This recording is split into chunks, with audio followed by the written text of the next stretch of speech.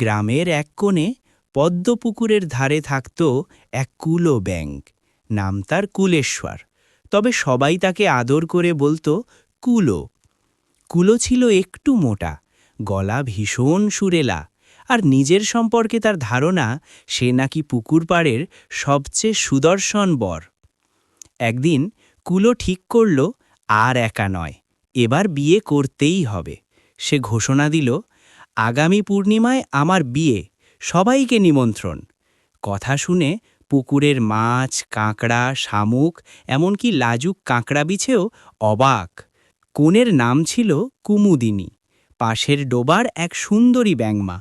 তার চোখ দুটো টলটলে, লাফ দেওয়ায় সে ছিল সেরা। কুমুদিনীর পরিবারও রাজি হল, তবে শর্ত একটাই, বিয়েতে গান বাজনা আর জমকালো ভোজ চাই।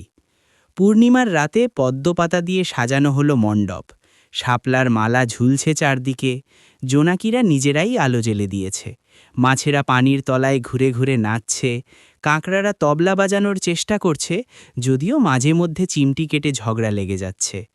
বর কুলো নতুন কচুপাতার ধুতি পরে এলো, গলায় শাপলার মালা, মাথায় ছোট্ট ঘাসের মুকুট। সে গলা খাকারি দিয়ে গান ধরল, ড্যাক ড্যাক আজ আমার বিয়ে। গান শুনে সবাই হেসে গড়াগড়ি। কুমুদিনী লাজুক হেসে মণ্ডপে এল। শামুক পুরোহিত মন্ত্র পড়তে লাগল খুব ধীরে, এত ধীরে যে মাঝপথে এক কাঁকড়া ঘুমিয়েই পড়ল। ঠিক তখনই হঠাৎ এক দমকা হাওয়া, মণ্ডপের পদ্মপাতা উড়ে গেল, কুলোর মুকুট পুকুরে পড়ে ভেসে গেল। কুলো হচক্কিয়ে ড্যাক করে লাফ দিল আর পিছলে পড়ল কাদায়। সবাই প্রথমে থমকালো, তারপর হো হো করে হাসতে লাগল।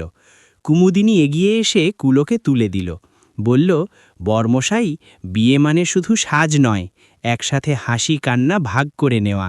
কুলো কাদামাখা মুখে লজ্জা পেলেও হাসল, বলল, তাহলে আজ থেকেই আমরা একসাথে কাদা মাখব।